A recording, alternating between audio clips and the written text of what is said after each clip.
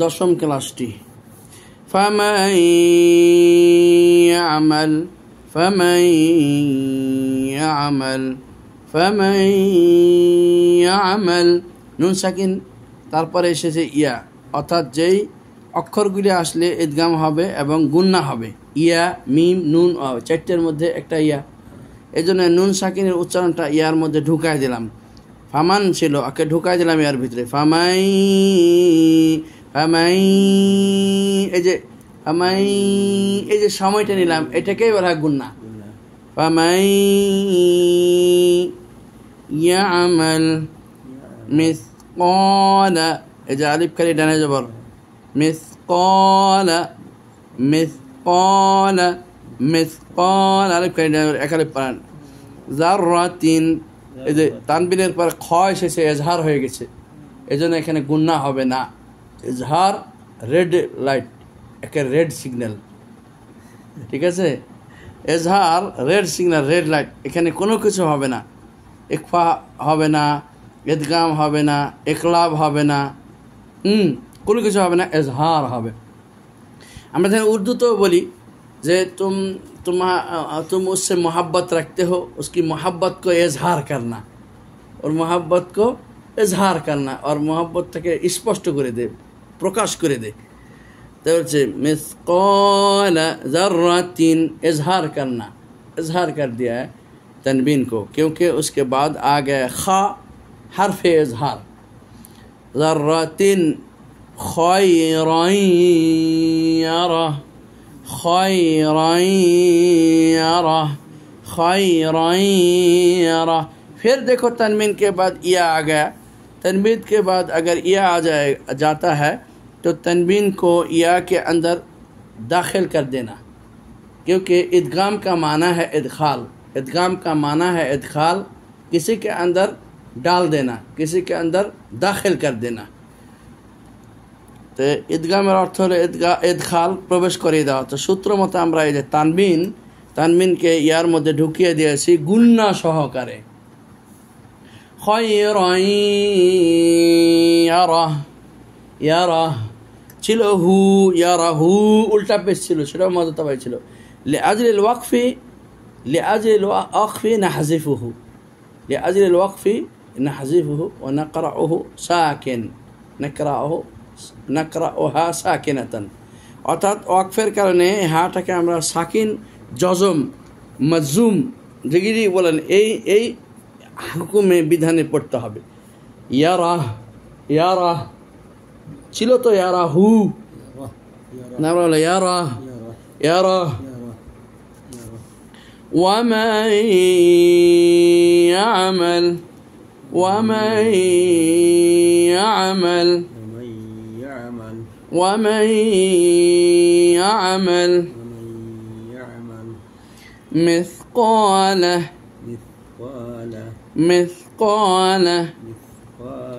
ذرة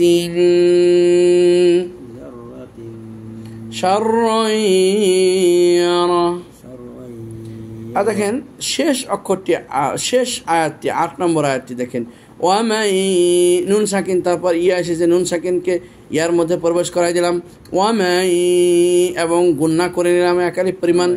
ওয়ামাই Yamal, এখানে কোনো টান নেই, কোনো কিছু নেই।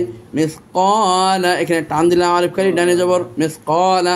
যাররাতিন, এখানে ইখফা করতেছি, কেননা তানবিনের পরে শিন এসেছে, তানবিনের পর শিন এসেছে, ইখফা করতেছি, ইখফা গুন্না সহকারে। গুন্নার পরিমাণ হলো এক আলিফ পরিমাণ টান, গুন্নার পরিমাণ এক আলিফ পরিমাণ, টান নয়, এক আলিফ পরিমাণ অবস্থান, ওটাকেও অবস্থান, অবস্থান ধরে রাখা। যাররাতিন শাররান ইয়ারা, আবার এখানে ইদগাম করলাম, তানবিনকে ইয়ার মধ্যে ঢুকাই দিলাম, শাররান এবং অবস্থান করলাম, এক আলিফ পরিমাণ অবস্থান করলাম। শাররান শাররান ইয়ারা, শাররান ইয়ারা। এভাবে আমরা সূরাতুজ জালজালা মোট 8টি আয়াত, একটি রুকু থেকে উত্তীর্ণ হলাম, এটা শেষ করলাম। প্রিয় বন্ধুগণ, এখন নেক্সট আয়াত সূরাটি আমরা দেখতে পাচ্ছি। বিসমিল্লাহির রহমানির রহিম। সূরার শুরুতে বিসমিল্লাহ থাকে, বিসমিল্লাহ পড়বেন।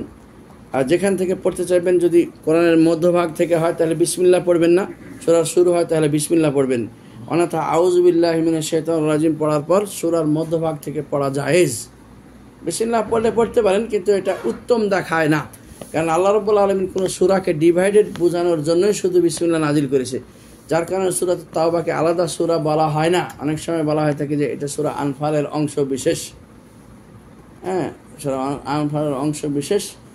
আবার আরেকটা কথা, আরেকটা মত আসছে যে এখানে আল্লাহ ধরপাকড় বেশি বলেছে, সেই জন্য এখানে তার রহমতের কথাটাকে শুরুতে উল্লেখ করেননি, পরে উল্লেখ করেছেন, এটা বলে। তো বিসমিল্লাহির রহমানির রহিম দিয়ে আমরা সূরাতুল আদিয়াতে প্রবেশ করছি। এই সূরাটির নাম হলো সূরাতুল আদিয়াত, মাক্কিয়াতুন। এটা নাযালাত কাবলাল হিজরাতি, হিজরত আল্লাহ রাসূল মদিনায় করে যাওয়ার পূর্বে এটা নাজিল হয়েছিল। আর সূরাতুল্লাতী নাযালাত কাবলাল হিজরা, কাবলাল হিজরাতিন নাবাবিয়্যাতি সাল্লাল্লাহু আলাইহি ওয়াসাল্লাম ফাহিয়া মাক্কিয়াতুন লা মাদানিয়াহ।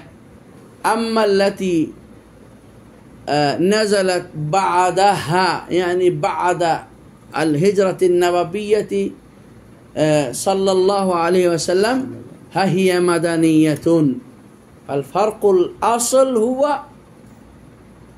আল হিজরা, আল ফারকুল আসল হুয়া আল হিজরা। হিজরা মা নাযালাত ক্বাবলা আল হিজরা ফাহিয়া মাক্কিয়া, মা নাযালাত বা'দাহা ফাহিয়া মাদানিয়াতুন। ওয়ালাউ নাযালাত বিমাক্কাতা, যদিও তাহা মক্কায় নাজিল হোক না কেন। কারণ আল্লাহ রাসূল হিজরত করে যাওয়ার পর আবার তার সোনার মদিনায় ফিরে যান, মৃত্যু অবধি সোনার মদিনাতে থাকেন। তো হিজরতের পরবর্তীতে যে সূরাগুলি, আয়াতগুলি, বিশেষগুলি বা সূরাগুলি নাজিল হয়েছিল, সেগুলি কিন্তু মদিনায় থাকার জন্য মাদানী সূরা হিসেবে খ্যাত নয়, বরং সেগুলি হিজরতের পরে নাজিল হওয়ার জন্য মাদানী হিসেবে স্বীকৃত। কেননা কখনো কখনো নবী সাময়িকভাবে মক্কায় অবস্থান করতেন হিজরতের পর, তখন যে নাজিল হয়েছিল তিনি মক্কায় অবস্থানকালীন, তাহলে কি সেটা মক্কায় অবস্থান হয়েছে, সেকালীন নাজিল হয়েছে, মক্কি বলবেন না। এই জন্য মূল ফ্যাক্টটাকে হিজরত ধরে নেওয়া হয়েছে, ঠিক আছে। এই জন্য ইজা যা সূরা, যেটা সূরাতুন নাসর, এটা কিন্তু মাদানী সূরা, এটা কিন্তু মাদানী সূরা, ঠিক আছে, হিজরতের পরে নাজিল হয়েছে। এরকম কিছু জিনিস দেখবেন নবী মক্কা থাকাকালীন, আরাফাতে থাকাকালীন, মুজদালিফাতে থাকাকালীন এইভাবে কিছু না কিছু তার উপরে নাজিল হয়ে গেছে। তো যেগুলো নাজিল হয়ে গেছে সেগুলো মক্কার সাথে সম্পৃক্ত হয়ে গেছে, কিন্তু 10ম হিজরির পর, 8ম হিজরির পর, মক্কা বিজয়ের পর, সেই জন্য সেগুলি সব কি হয়েছে, সেগুলি মক্কি সূরার মধ্যে অন্তর্ভুক্ত না হয়ে মদানী সূরার মধ্যে অন্তর্ভুক্ত হয়েছে। কারণ হিজরতের পরে নাজিল হয়েছে, মক্কায় নাজিল হয়েছে, তোর কি হিজরতের পর নাজিল হয়েছে, বুঝতে পারছেন? এই মাথাতে গেঁথে রাখতে হবে। তো বন্ধুগণ, সেটাই আমরা দেখি। এটার মোট 11টি আয়াত আছে আর একটি রুকু, কিন্তু সূরাতুল জিলজাল বা জালজালার মোট 8টা আয়াত ছিল, একটা রুকু। কিন্তু এর পরেরটা সূরাতুল আদিয়াত, সূরাতুল আদিয়াতে মোট 11টি আয়াত আছে, 11টি আয়াত নিয়েও সে এক রুকু। আরো বড় বড় সূরাগুলির অনেকগুলি 50-60টা আয়াত নিয়ে যে এক রুকু হয়, বড় বড় সূরাগুলি, সূরা বাকারা, সূরা আলে ইমরানের মতো আয়াত, বড় সূরাগুলির। এখন আমরা পড়ছি, দেখেন, বিসমিল্লাহির রহমানির রহিম। ওয়াল আদিয়াতি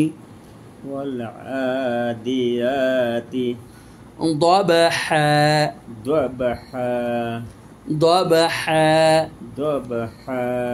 فالموريات قدحا فالمغيرات صبحا فأثرن به র মোটা করতে হবে, কেন র জজম, র সাকিন আছে, পূর্বেরটাতে জবর আছে।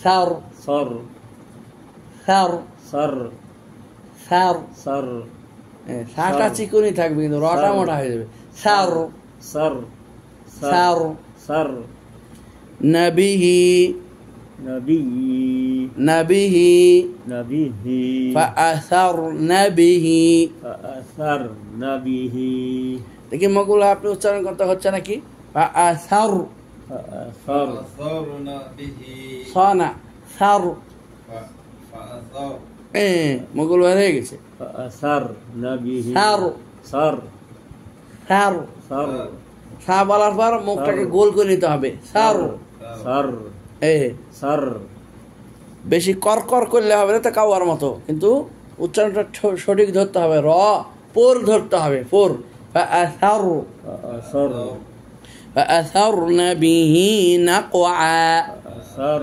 নবীহি নাকা نقعا নাকা কারণ কফ হলো করার অক্ষর কিন্তু আইন তো আপনি আইনকে তো আপনি চুক্কা করার মোড়া করার অধিকার রাখেন না আইন তো তার সেফাতেই আছে নাকআ নাকা এটা আসলে মূলত মধ্যে আওয়াজ মধ্যে তাবাই নয় কারণ মধ্যে তাবাইয়ের সংজ্ঞাতে আমরা পাই আলিফ খালি ডানে যাবো কিন্তু এখানে আলিফ খালি ডানে তানবিন আছে আওয়াজানিরা তাবাই একটু বাঁকা করে তাবাইয়ের বিধানের উপরে নিয়ে গেছে এটাকে সেই জন্য বলা হয় মধ্যে আওয়াজ ঠিক আছে মধ্যে আওয়াজ বাঁকা টেঁড়া মদ নাকআ নাকা ওই আলিফ আলাটা দেখবেন আলিফ পড়তেই হবে মাইরে বাপ আলিফের কোনো মাপ নাই আলিফ পড়তেই হবে তানবিন বাদ দিতে হবে নাকআ নাকা অনেক আলিফ দেখবেন দুই জবর বিশিষ্ট আয়াতের শেষে সেটাকে কি করবেন এটার হল কি শুধু আলিফটা পড়বেন তানবিন পড়া যাবে না কারণ আপনি অক্ষ করতেছেন ঠিক আছে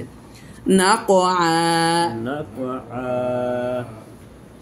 ফাওয়াসাতনা ফাওয়াসাতনা খুব কঠিন ডিফিকাল্ট এই উচ্চারণগুলি ফাওয়াসাতনা ফাওয়াসাতনা সদ বলা যাবে না ত মোটা হওয়ার জন্য ফাওয়াসাতনা সাতনা সাতনা সিন ফাওয়াসাতনা ফাওয়াসাতনা বিহি বিহি জামআ জামআ ইন্নাল ইন এখানে কেন এরকম করলাম কামাল ভাই বলেন তো নুনে মুসাদ্দাদ নুনে মুসাদ্দাদ এই জন্য তাসদিদ নুনে মুসাদ্দাদা তাসদিদ যেহেতু নুন যেহেতু স্ত্রীলিঙ্গ অক্ষর আরবি অক্ষরগুলি স্ত্রীলিঙ্গ যেন নুনে মুসাদ্দাদা মুসাদ্দাদ যখন আপনার জিজ্ঞামো যে নুনে তাসদিদ থাকে এটা কি তখন তাজবিদের ভাষায় উত্তর দিবেন বলে নুনে মুসাদ্দাদা নুনে মুসাদ্দাদ যদি আপনাকে মিমের উপরে তাসদিদ থাকে জিজ্ঞেস করি আপনাকে এটা কি তো আপনি তাজবিদের ভাষায় জবাব দেবেন মিমে মুসাদ্দাদা মুসাদ্দাদ তোই না বুঝবো আপনাকে আলী বিন উসামা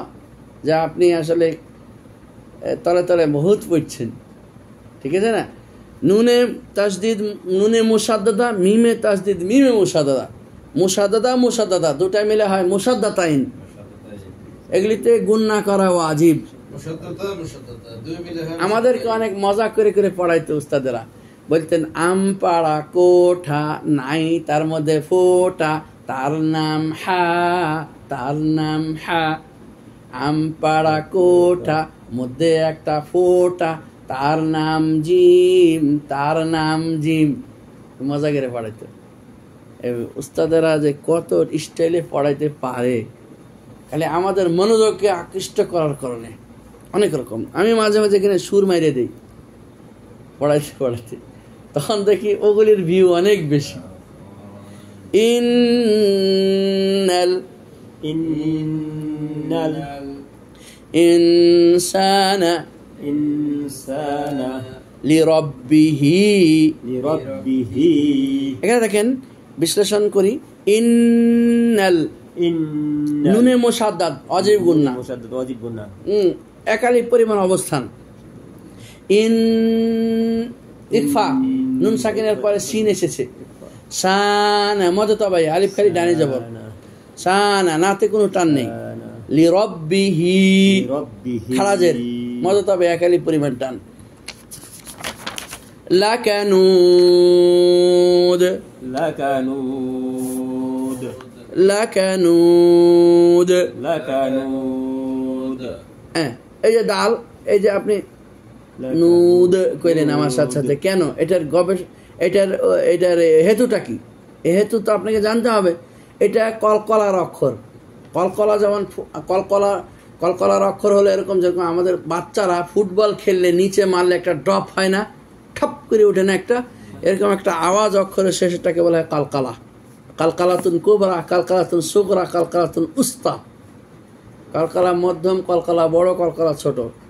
ওসত হলে উস্তা হয়, আর একেবারে আখের হলে সেটা কলকলা কুবরা হয়। ঠিক আছে? তো আর বিচমে হলে, মধ্যে হলে কখনো উস্তা কখনো সুগরা, কিন্তু শেষে হলে একেবারে শাদীদ কলকলা কুবরা।